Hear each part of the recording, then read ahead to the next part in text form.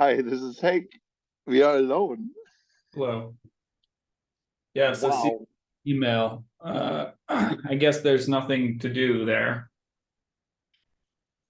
We can just soldier through a PR and comment on it. And then Steve is signaling me right now. No. Oh, Jesus. I have this desktop client that Yeah. is Signal and it's outdated. So it told me like I can't work past August. Now it told me I can't work past September. Now it's telling me I can't work past December, but it stopped working actually. So it can't. So they have a proxy or relay thingy now. It's Yeah. really bad and it doesn't work. So I should change versions, but I will not because I will buy a new notebook because I'm running on a LTE version that is so outdated Yeah. that I will not update my system anymore. So yeah, having I, said all that, I think it's weird that people use Signal outside of on phone devices. Like the whole point of it Hey is to folks, like give me 1 limit second. yeah. limit the damage that it can do when it's popped. Everybody. Sorry, Steve. Okay, I already just continue. All right. I There think we go. yeah. I will be right back. Give me a second. Sure, why not? So what were you saying? I just think it's weird that people put Signal on their desktop client. Like for me, Signal is like basically just about having a phone that does end-to-end encryption. And I don't like the idea of desktop clients connecting to the same data set because the plain text has to exist somewhere. Yes. So I like the concept of Telegram, which basically says you can initiate secure communications via this messenger dedicatedly. Everything per standard is unencrypted and you can use it on tons of devices. That's how we work. And it's awesome. And Signal is basically the one that I have on my phone, yes. But also I'm a lazy son of a bee. So my phone is in my pocket. So yeah, it's basically the client I'm not if I'm using if I'm transmitting confidential information, I'm not using a text messenger.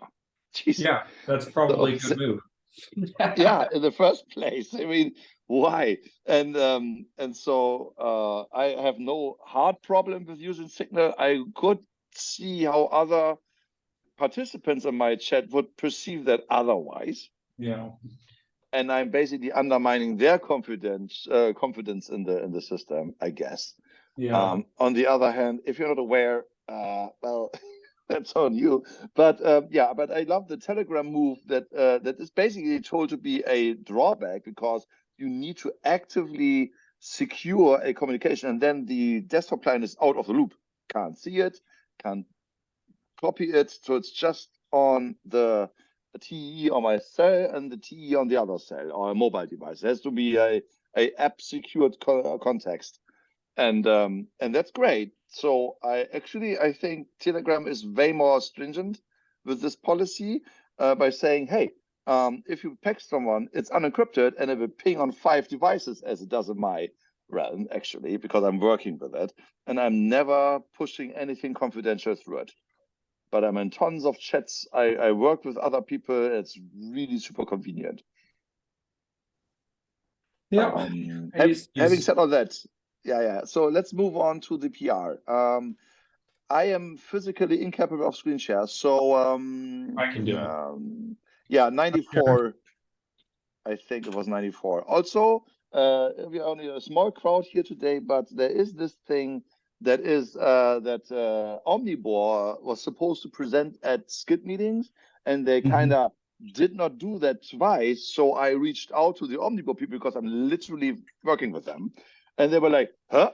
Where should we be? We are not aware of any appointments." And there was like a little bit comedy gold. So I told them that the SCITT IETF interim meetings are expecting their presence at some of the next meetings, and they were like, "Huh." So I don't know what the chairs actually are doing, but they're not talking to Ed, who is leading Omnivore. So I don't know. but they know, no. That's it. I have a good friend who was reaching out to Ed. I did not do it directly, and he immediately came back to me and hired and unresolved that blocker. Resolved that blocker. So having they said are going to that, come next week? No, they will reach. I guess, pending confirmation, I will send a sync email between Ed and the chairs and tell them to talk to each other somehow and then fix this, because apparently nobody pinged Ed. I don't know how Okay. they expected this to work, but apparently it did not work. So that is something it was easy to fix as soon as I realized this is taking too long, and I'm intervening now. So we are looking at the only existing PR here, and Antoine and Cedric will not join today. Yeah, they said they're, and Roy's traveling, I think. Although, does Roy join this call? Yeah. No, Roy is at the CCC. So this PR can't be merged. It has conflicts, and it's already been reviewed several times. So are we resolving the conflicts? I mean, it's Hannes's PR, so I don't know what the cultural convention here is, but I think it should be merged. I mean, we could so let's go through a couple of things that, now that we're agreeing that we could do things here. So for instance, payload to content type, I think we agreed to this, didn't we? Yes. Commit suggestion. Content type is the weird header parameter that is literally 3, and its value is content format, which I always forget because I hate it. But nevertheless, it's the truth, so we can commit that suggestion. I think we agreed on this last time. Yeah. And I can also press buttons, I think. Let me find where I have this. And this was also the piece that we're covering in 100 was the formatting, not of the case question, not the payload to content type. So this one we can merge. We're agreeing? Yes. Hey, Ray. Yes. Okay. Shoot ahead, grab a commit, and go on. All right. So that one's done. And then there's a back and forth here. If there are conversations that you see that are open that have been marked as issues or closed off, it's good to resolve them so that people don't feel like there's work yet to be done. Agreed. Yes. Did I miss one of those? No. Okay, hold on. Well, I think this one for me you can resolve because we're gonna have we discussed it on the call. Oh, okay. So you opened it and you're saying we should not. Yeah. As discussed on the call, we'll address in a second PR, and then you can resolve. Yeah. You're going to open the new PR? We're gonna address it in another PR. I'm not volunteering to do PRs on the architecture document. That is fine. Let's keep things. Especially given our rate of merging PRs. I could be incentivized. Yeah, okay. yeah. And as you can see, when there's less noise, we can do the things we actually want to do, which is this. Okay. Just hit the resolve button now that you've left that comment. Oh, sorry, I didn't. Thank you. There you go. Now it looks like there's no work there, which is the goal. Yep. I would accept this commit. Sign statement envelope. So we are moving from this is the standard way of messing things up. We are moving from an activity to a message. It's attestation all over again, right? Is it an activity? Is it a message? You don't know. So I like moving to messages, but does the body of this section reflect the topic that is message? Yes. So let me quick look. Hank, this is the comment I have introduced. If you see the top title of this section is already issuing and blah blah blah like that. Yeah, I agree. Issuing at line 642. Sorry. Sorry. If you go up a little bit up, I think you need to expand it. This is a bit the diff is not very helpful actually. Open up another confused. tab. Yeah. So look at the overall files here. Whoops. This one. That is rendering interestingly. Okay. The blue button. It'll be the review. So we have envelope and sign statement format to issue and sign statements to sign statements envelope. Okay. Steve. There's Hold a on. button I got it. called expand, and it'll let you see the text above the highlighted text when you're reviewing suggestions. Okay. All right, let me try that because I'm not sure which referring. So you're saying So what now? Gnarly See the arrows. light blue? Scroll to the On left. the left. Left. Leftiger. That Yes. button. You No. were just Oh, hovering. that? Wait, Up, that's your No, guys' up, just one above that. No, up. Go up, go up. Up. Go to line up, 639. And up. 639 and just above 639. that. Oh, this. Thank And yes, you. Click that. Okay. Yes. Thank you. Yes, I And didn't. go up further. Yeah, I think you need to go a little bit up further. You can keep clicking it if you need. Yeah. Yeah. Right. So which line number am I looking for, Yogesh? Yeah, if you. Because here's a couple of the headings. Replayability. Well, it would be after logging, this. Yeah, it will be after this. Governance Yes. and bootstrapping, verifying transparent statements. Sign statements, issuance, and registration. That's the Yes, section here we're it is. Yeah, yeah. It's line 638. So the top level section is activities. Yes. Issuing signed statements is an activity.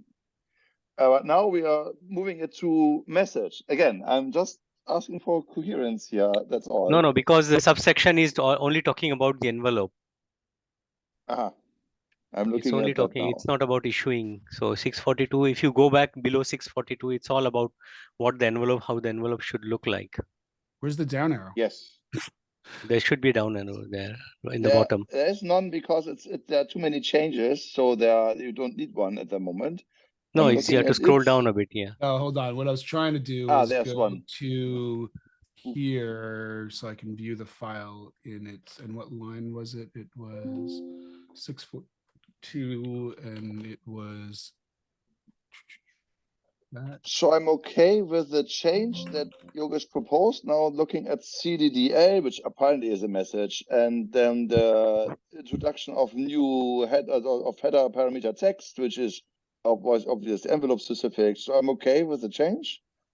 I'm confused by addition of Hannes at line 697, but it's a different story. So I'm okay with the rephrasing to message from activity. Although the super section is activity. Consistency on that scale can't be done here. Yeah. Oh, we're agreeing to this one? Commit. Yeah. Okay. Yes. Add suggestion to batch. I didn't. Well, okay. Yeah, that's good if you get a lot of suggestions and you want to apply them all at once instead of having to click the button 100 times. So if you're commit farming, you're not doing that. Sorry. That's right. He's right. Commit farming is that we're not having that problem here though. We could use a little more commit farming. So there's a weird thing that I have not seen before. Probably Hannes actually did not add it because he just moved it. That's why it's green. But there is on the green text after committing this. There's a green text on the right side, 697, which is talking about CBOR SPDX. Who wrote that? 697? 7, yes. Which is the next one. Oh, I'm sorry.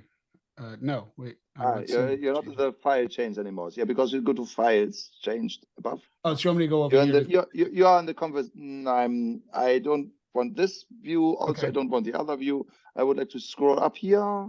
And at the very top, there's files changed. If you go really to the top, like top, yes, exactly. Yeah. And if you press that button, then there is this, now you can scroll down again. Ooh. Interesting. What button? What line? Oh, this is not, this is okay, this is not side by side, that's fine.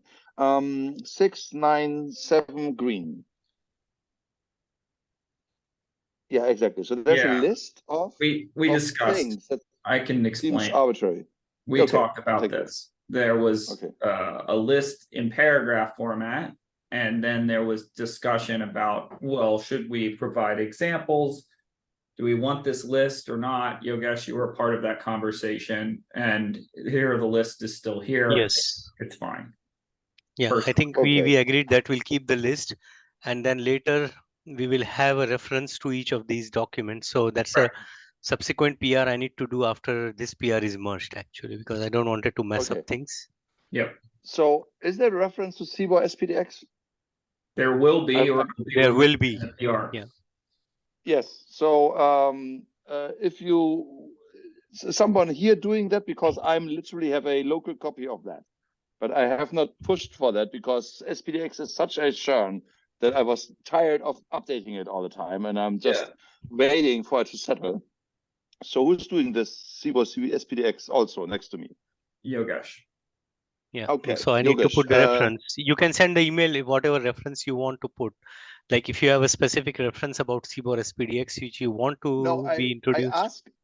I ask if I should finally consider SPDX to be not churny anymore, and therefore then update my CDL just once again and create a 0.0 for the IETF specification that I'm literally maintaining on my local. Nobody knows unless I tell people. So that's why I'm asking. So if you need a reference and you do not have a reference, I could create a reference. That would be great, actually. Yeah. Yeah, Okay. I would say create the reference and Yeah. then use the IETF reference. And as a side note, like in the document shepherd process, all of these references are going to get scrutinized again. So it makes our lives easier to not include weak references now. Yeah, I think JSON SPDX, I don't know if there's a consistent reference for that, but there should be something. I should join an SPDX meeting again. I avoided that since July actually. And Cyclone DX is there in total, probably, but that's a web page. I don't know. Salsa, I don't know actually. I think they have only web resources. Whatever, the reference should point them to individual readers who want to know a bit more about these technologies. They should be able to go from this document, this architecture document, they should be able to wander and go to the right reference or some related information about these items. That's the intention for referencing these things. So I think I have most of the stuff apart from the JSON SPDX and CBOR SPDX.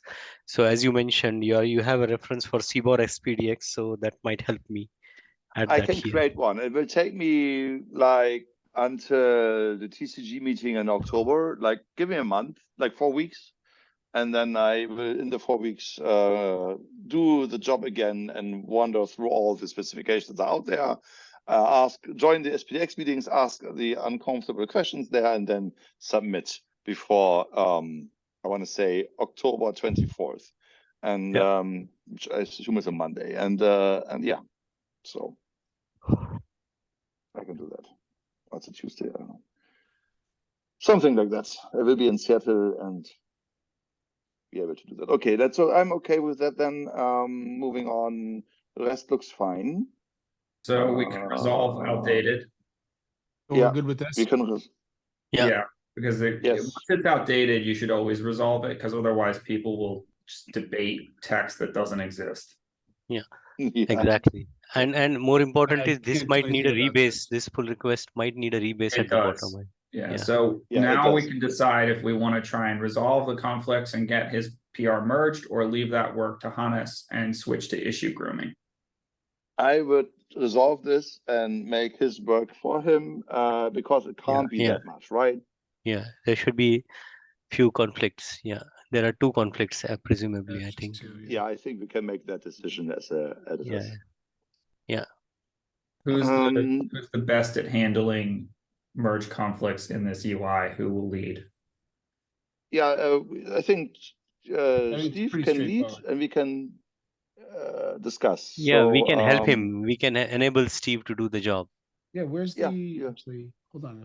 Yeah, you scrolled by twice now. You scrolled it twice. No, I was trying to find the once it's marked as resolved. Now I got it. You can click on the conflicts. Yeah. So the Hannes is saying line 742 version received version number.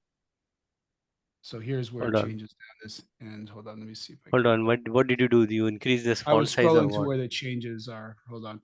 Yeah, don't change anything. Let us do line wrap. Hold on. So is there a way to do line wrapping on here? No. Why? Just line wrap. Hold on. Soft wrap, so that I don't have to. So we can actually see what the changes are. Okay, that's why you want to. Oh, you want to see on one page, all at a glance. I got it. Okay. So version has been trimmed down. I see that. And old version has a semicolon in it. Whether this should be set to 0, and Hannes's version therefore also has one. And the new version that we could rebase to has a must in it. Yeah. It's so the conflict is in the base, and I think the base should be picked. Yeah. I assume that's fine because he did not change the must. Yeah. He So removed something from version, which is fine. Okay, you just remove 741 to 44, Steve. Okay. Remove 741 to 744 and then remove 743. Yeah, I think you're okay now. Perfect. That one is resolved, and then the next, there is one The more. next is the move of the section, the big move. There's a conflict here. This could be a little tricky. So what I was trying to do here.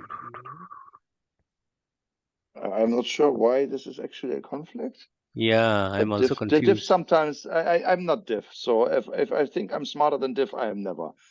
So 791 would be the new 7.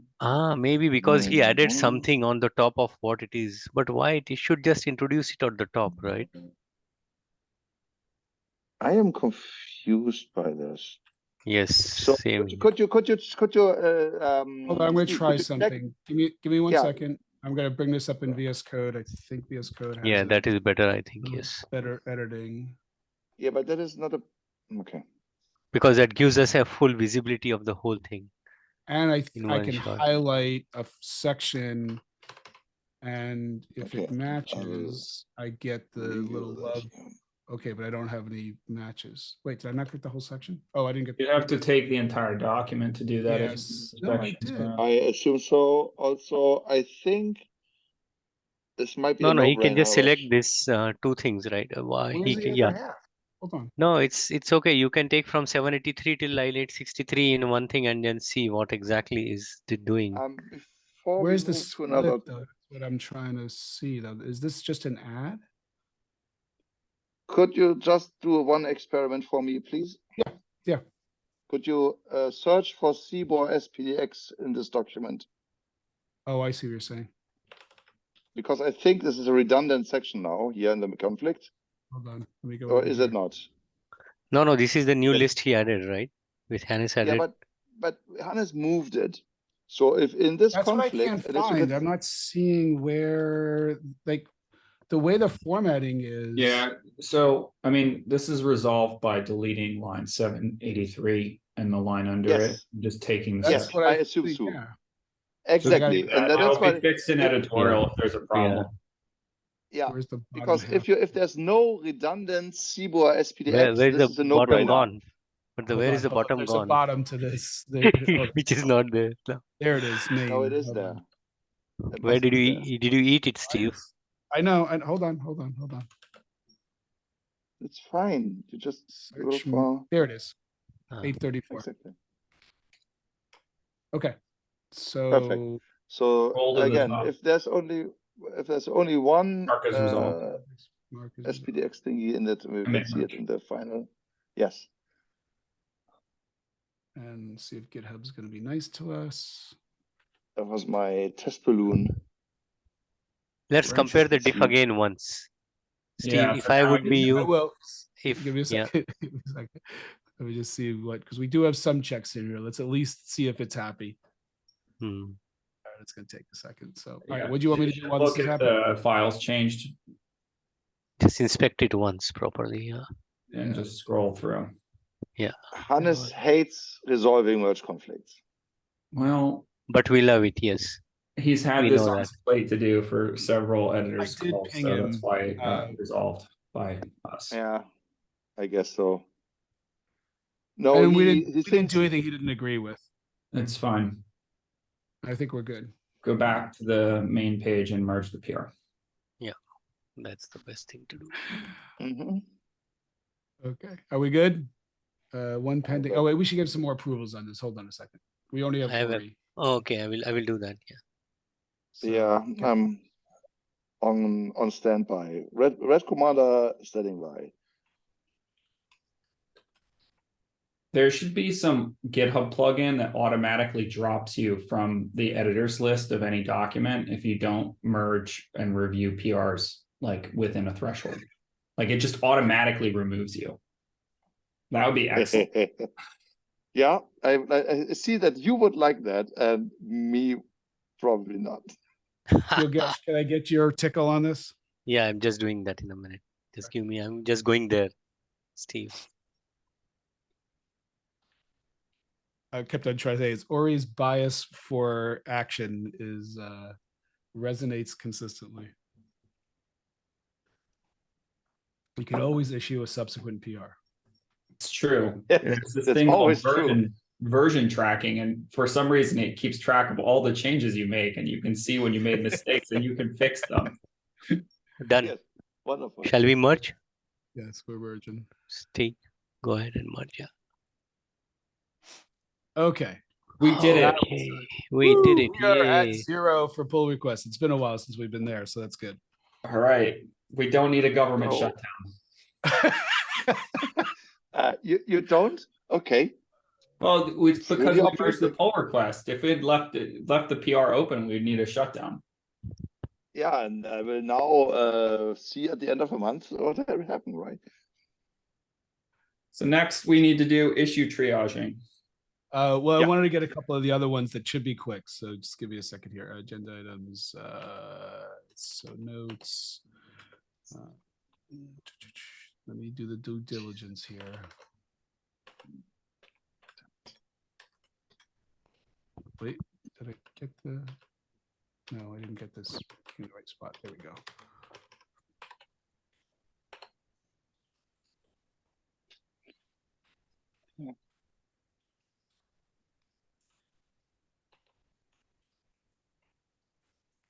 Okay, so we had a couple other, we're trying to catch up on the SCITT site because we're gonna, so context. We've been talking a lot about the feed IDs. Yesterday, my mistake, I should have had more of a document prepared because I think there was a subset of us that were ready to finish the feed conversation. And I think we were operating as if we're in this call with, high fidelity, and we lost context for a bunch of other people. So for next week, I want to make sure we have enough documents that I can get out to people, and not just me, anybody who wants to get out, so that others can review prior to the Monday meeting, not the architecture. But So which issue or pull request are you talking about right now? Yeah. Specific, that's the other point. We didn't highlight the issue. So it was the the feed ID. So we actually do have a feed ID. What is a feed ID? That fine definition of a feed. So when we've been talking about adding clarity around the feed, one of the first things people ask, like, where's the issue? So we did have this issue, and this is what we've been working on. Let's review this issue as a high priority issue to groom in today's call. What prevents this issue from being applied via pull request? In other words, what work needs to be done for this issue to be actionable and to be closed? That's fair. So we've been discussing the use cases. What are we trying to accomplish with a feed? Well, I guess let's have the discussion here, and then we can figure out how we put it in the notes, because there's been lots of forks of this conversation.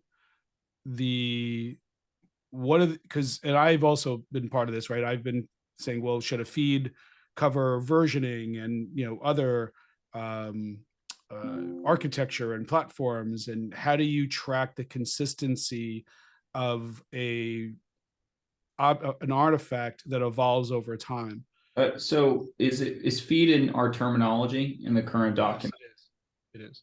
So the first thing would be updating the terminology in the current document by either removing the term because we can't get consensus or it doesn't work or whatever, or updating the definition so that when people are confused, they can read the definition to get the answer. So we've tried this a couple of times. Agreed. We've tried this a couple of times, and there's been debates over what we think a feed should accomplish. Feed, And this, identifier chosen by the issuer for the artifact. For every issuer and feed, the registry on a transparency service contains a sequence of signed statements about the same artifact. In COSI, feed is a dedicated header attribute in the protected header of the envelope. Okay, so having read this, there's several problems with this definition, but Hank is on the queue. Hank, go ahead. Okay, so what I did not understand, or maybe I forgot over time, actually, I'm afraid, is that feed does not exist in a vacuum. Feed is subordinate to registered by, which is also a COSI header parameter introduced in the architecture spec. And it is has a feed itself has another subordinate that is a wildcard thing, and that's registration info, rec_info. And now what I started to understand is, maybe a recap again, is that the rec info is basically what we are talking about. Registration info is auxiliary metadata subordinate to the feed expression, and that could, for example, include version. It actually has 3 examples already in it. I'm not entirely sure from the top of it which are. One of them is counter, so or a sequence number or something like that. So in a feed, the issuer of that feed that the issuer invents, it could be like foobar, and now you issue statements under the feed foobar, and now you are allowed, not prescribed to, but allowed to use a counter, for example, to say this is my first statement under this feed, this is my second statement under this feed, this is my third statement under the feed. Now this requires the issuer to keep track of that number, and if they can't, they don't have to do it. Then for example, indexing service has to go through the Merkle tree and kind of, I don't know, find out via timestamps if they're there. To get that, or maybe even via the opaque step and payload. I don't know. So there are multiple ways to accomplish this. And now the issuer puts all of that in the envelope of the signed statement.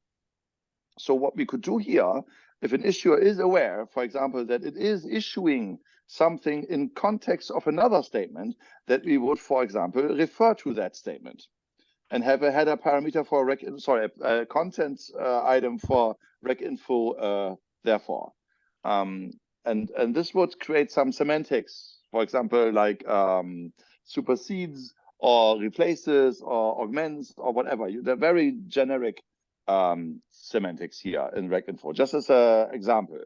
And I think the bigger message even is that each use case domain, like software supply chain, as we have at the moment in the charter, could be a profile. In this case, basically a list of actual to be registered contents of rec info that are used in that use case. And for software, probably it's like relationship between software items. Are they newer? How do they relate to each other version-wise? And then how CVEs do relate to them, or NVDs, and it's all these things. These could be defined for the software supply use case and made, therefore, optionally, yet again, explicit by the issuer in this rec info map. So that's one way to deal with the feed structure problem, that we put all the additional structure elements into registration info. And I think that is what Antoine and Cedric envisioned. It's not bad. It would resolve the problem to stuff everything into one value that is the feed value, and would also allow for the flexibility of having rec info empty and let index systems figure this out. So that's all I have to say for this, I think. okay. Yeah, I will go next. Yeah.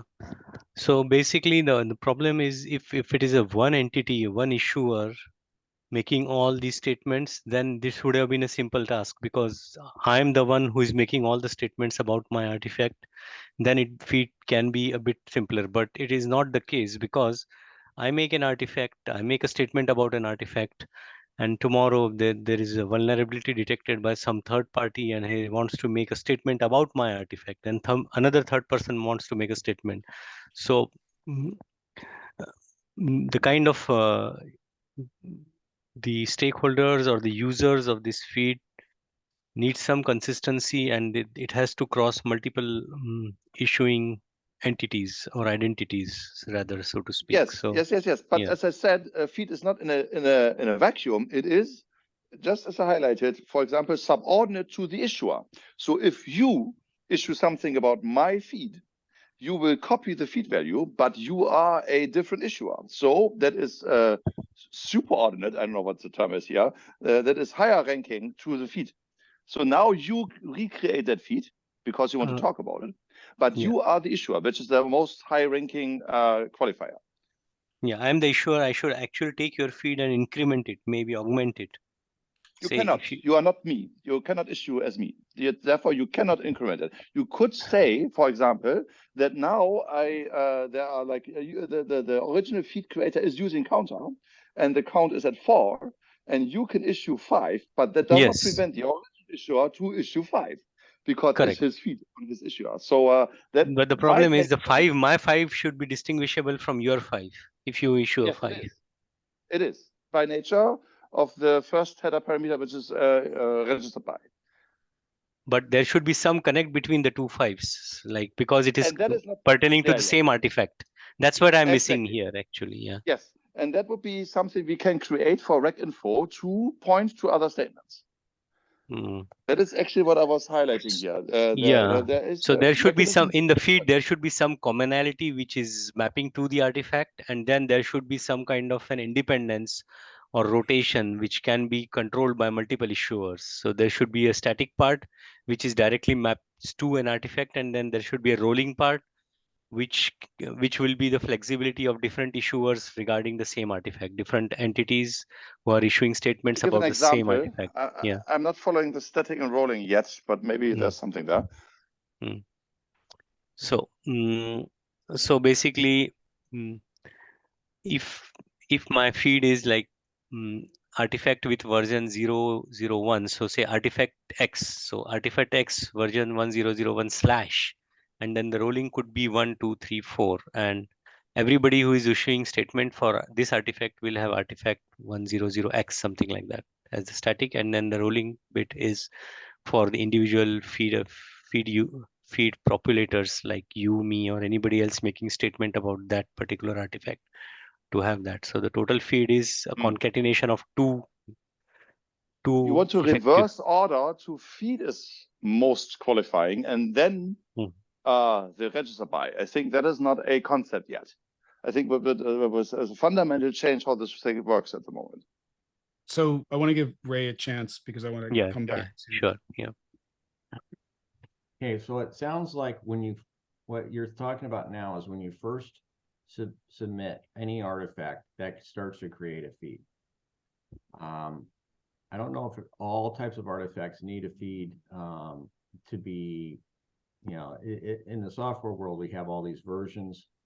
And I believe what you're thinking about is splitting the name in having the primary name and a version number. That way you can refer to the primary name is everything else, the whole lot, and the version number or I guess, other data that refers to the same artifact but is not replacing it. It is talking about it in some way. Maybe there's a reference to another feed like that.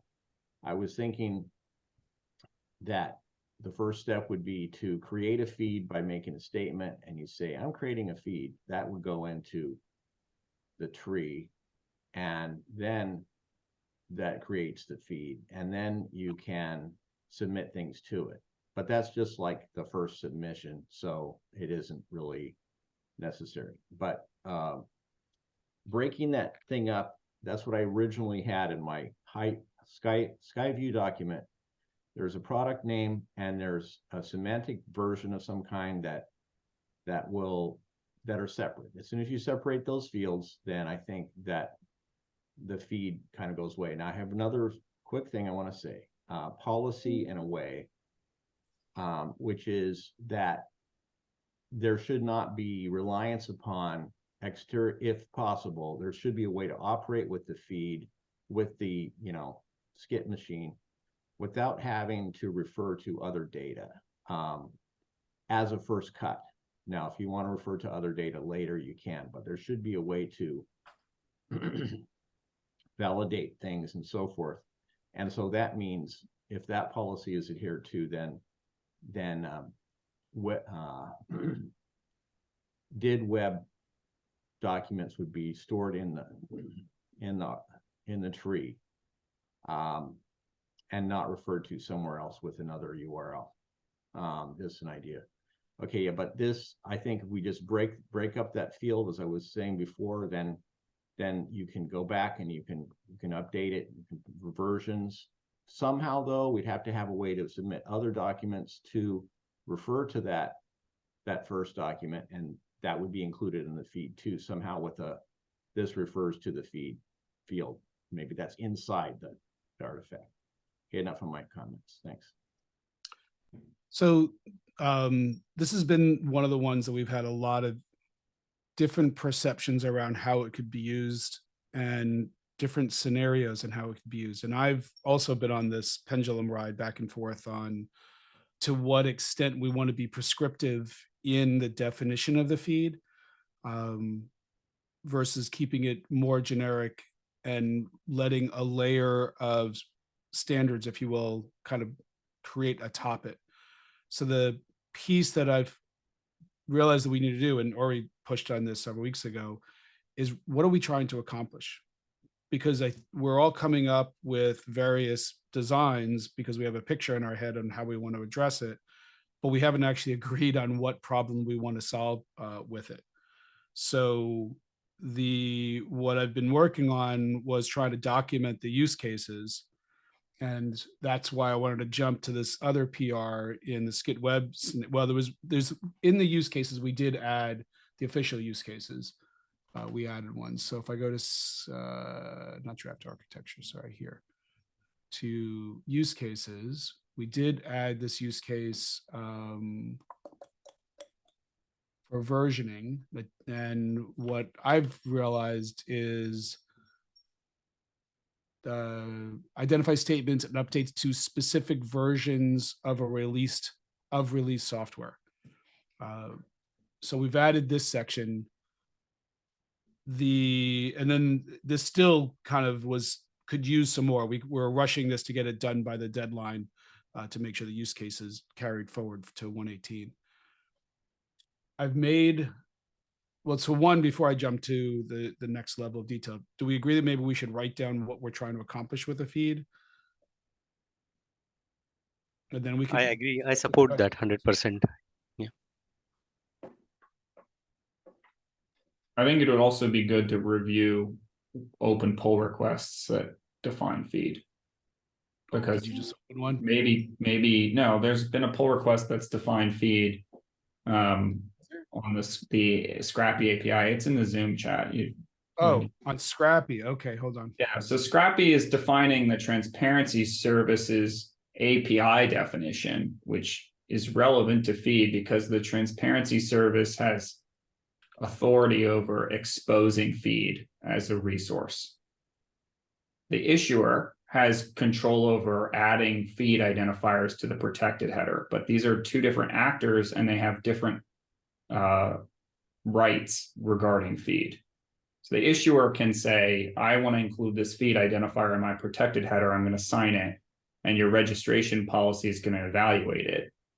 And then the transparency service can say, I have seen a lot of signed statements and I expose resources that have identifiers that represent feeds for those signed statements. And these are two separate things.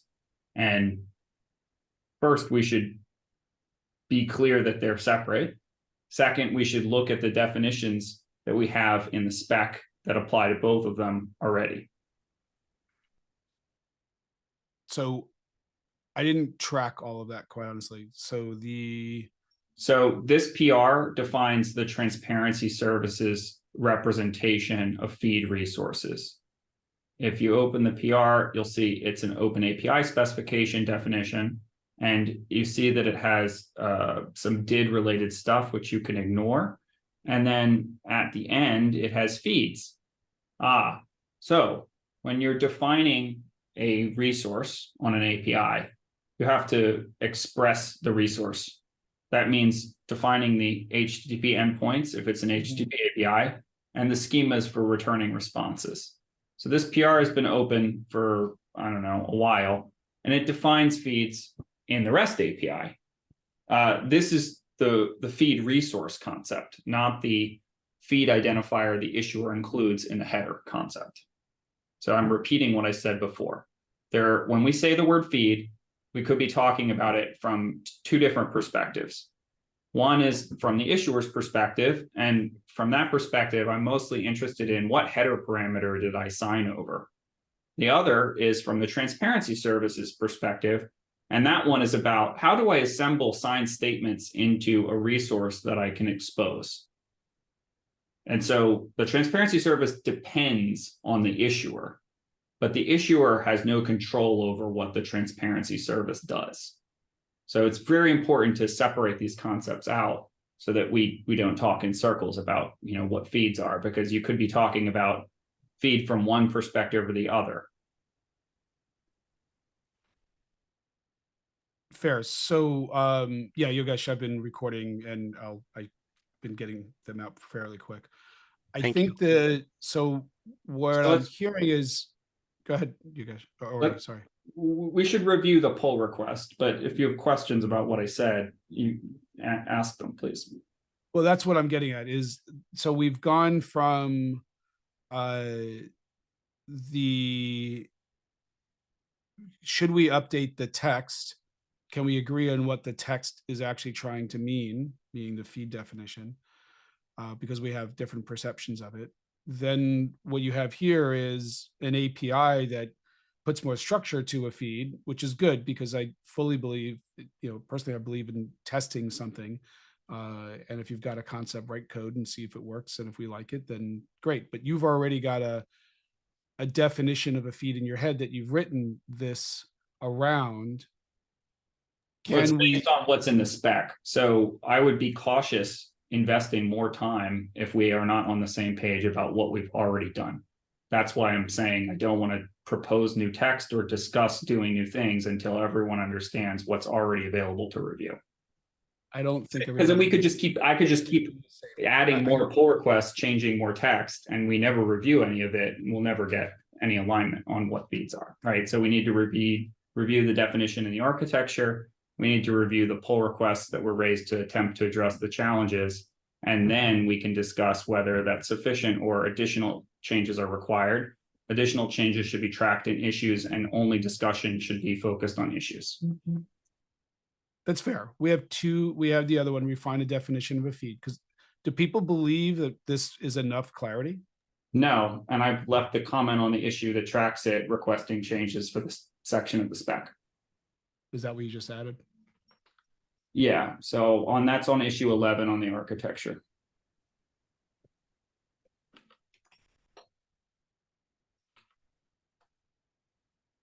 See the suggested changes 11 minutes ago.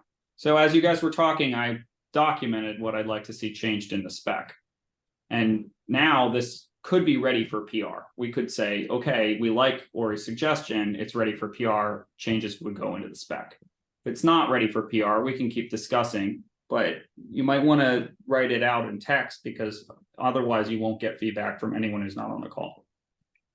Well, that's what I was trying to do. And this is what I understood you suggested a couple of weeks ago was let's write down the use cases we're trying to solve so that we can agree on the use case. Then we can get clarity on what we want the clarity of a feed to be written up as. Yeah, I agree with doing that also.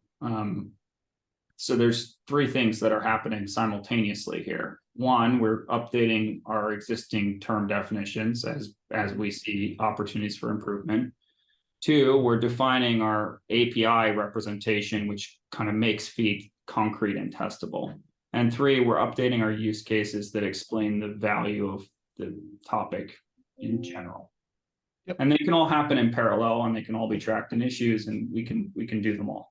but we should focus on. I think it can only happen in parallel if everybody's agreeing. I mean, because don't get me wrong, I think writing the API to test a version of what the definition is great. But have we agreed on what the definition is? And I'm not even sure I have a strong opinion. I think I went from one direction, trying to be more prescriptive and having more structure, to realizing that is just one potential use case of how a feed can be done. Whereas there is other variances on that use case that would need a slightly different structure. So that's the part where I'm just trying to see if we can get some consensus, because we have one extreme that says, well, we shouldn't have a feed at all. And then there's the other one, well, the feed should be really structured. Can we find a balance where the feed has a way to serve a couple of use cases that we feel are relevant to the charter? And then there's a couple of implementations. Like your implementation might be perfectly valid, but it should preclude another use case. Yeah, I mean, I think the text in the document reflects consensus. So you have to get to the point where you can do a PR. Here's what I'm suggesting, that we have two things. One is a way to form a URL to refer to any artifact in the SCITT machine. So we have a well-defined, if you want to refer to this, here's the URL, here's how you form it. And then the second thing, that's regardless of anything you do on what we might call feeds. And the other thing we have to do is have a two-part identifier, as I said, which is the main name and the version number. And if all it comes down to is saying, well, we want to identify the artifact without its version and then pick up any versions, I don't know why you need to have a new concept for a use of that identifier and calling it a feed, because I don't know what this thing is that's being called feed. To me, it's just somebody who says, I'm going to refer to just some of these things without the revision code, and I'm deciding to call that a feed, when there really isn't anything that is a feed. It is just a concept of a certain set of things. And so therefore you can get rid of the concept, get rid of all the discussion, and just talk about links to things and ways to refer to them. And I don't know, the concept, it isn't a thing. Concept of feed is not a machine that is like a tree or something else. It's not, there isn't anything there other than a concept. Okay, thanks. Hank? So as a way to fix this, I think with some help, maybe Ori, maybe others, I want to write down something that is a taking into account what people in the architecture spec phrased up to today, what's in the scrappy, I want to say implementation right now, and what I now finally got, what reg info, which I think is a misnomer, maybe, I'm not entirely sure, is intended to do. So registration info to me was always like, oh, the registration policy goes in there, which is not true, which is basically the information you want to augment into this statement when being made transparent. So you sign it into the envelope of the signed statement, and then you send it to the TS. And so I basically assumed that reg info was more well structured, and that is not their thing. I think what Ray just asked for, like the referral to other statements, should go into reg info. And again, maybe we should talk about the name reg info, because it was confusing me at least. And so I will write something up to have a coherent, at least one vision, amongst others probably, which are, for example, the Scrappy Where's API. reg info? Sorry. It's in the architecture specification. Is it reg info? REG, I was talking about this like 20 minutes ago. Yes. Yeah. No, but I'm trying to find it in the doc. So is it, that's why I do you being short by saying registration? REG_info. I think there are some There capital it letters is. there, Sorry. but It was the underscore I was missing. Thank you. yeah. There are underscores in CDL, you know. Okay. When you say But smart ass. yeah, I'm bad at pronunciation. I am German. Listen to me.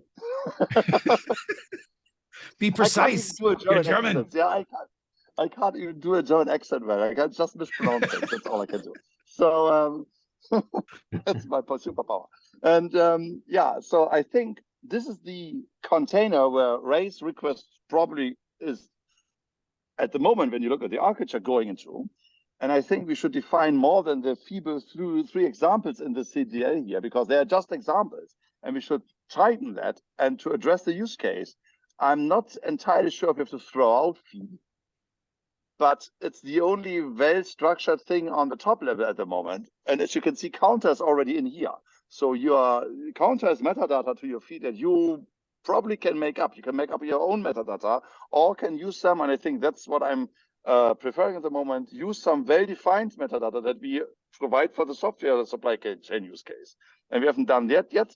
And so maybe there's some middle realm here, because I feel that the architecture contributors want to keep it as simple as possible while allowing for a lot of detailed things that you don't have to specify here. Where's But I think you have to. Go ahead, Ori. Where's counter here? You're saying counter. It probably was sequence number. Yeah, I think that's a counter. Yeah, I was just remembering the semantics. So that's basically the yeah. So that's the item you have to keep in mind when being the issuer. If you want to say this is my 7th post to this feed, you have to remember that sequence number. You can't just put it there. There's no service API mandatory to implement that gives you the next number to fill in. You have to kind of do this yourself. That's why this is in the record for, and that's why it's not mandatory. Okay, so we got 2 minutes left. Let me do the time copy part. Yep. I'm still hearing a bit of a circle that we're trying to more codify some of this without being more clear on what we're trying to accomplish with it. So I'm struggling a little bit of design, debating on a design where I don't know if we've agreed on what we're trying to accomplish with the design. Got it. I it doesn't mean the design, really design is bad. It just, no. This goes back to my bridge example. What makes the difference between a suspension bridge being a good idea, a floating bridge, or a tunnel? What's the application? Got it. But I have to go through the exercise of testing what I think is okay to understand what the requirements are in the use cases that would address this and what is not addressed. So I'm like from the middle out, to be honest. I'm not going from requirements bottom up. Yeah, so that's probably on me, but it might also be that I'm a little bit opinionated already, and therefore I don't have a clear vision anymore. I think we're all okay. So I'll send out, well, we have the notes. I'll post the recording. I think I just encourage us to look at the use case. I've tried to put some more examples in the SCITT website to be more illustrative. And then I think if we can get to an agreement on what we want to accomplish with a feed, then it becomes more clear that testing it with a particular API or do we need to update the text will really help. And Ray, I've also been struggling with, is version a core piece of the feed, or is it a name value pair thing? Well, reg info is clearly paired with feed. It comes right after feed in the protected header, and your ordering doesn't matter if you don't know what you're talking about, and feed is what you're talking about. So it's very much, reg info is equally, well, maybe not equally, but you can't address this feed and registration policy info in isolation. You have to address them consistently because they're all fields the issuer is applying, organizing before the issuer signs. And if the issuer makes a mistake on any of these, they're going to jail in the case that like a nuke goes off, right? So you have to be cautious about like why is the issuer signing this information and how are these parameters related to each other? And if the issuer is lying in the registration info to the transparency service and evades detection, the issuer is going to jail. So think about it from the perspective of who's going to jail. Okay. time. We'll continue on docs. Appreciate everybody's time.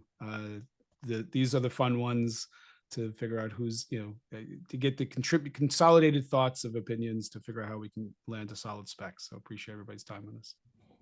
Great work, by the way, leading all of this. I know I'm being bossy. I'm just trying to improve velocity. Agreed. They take the fast turns fast, the slow turns slow. It's an old racing term. So we'll keep going.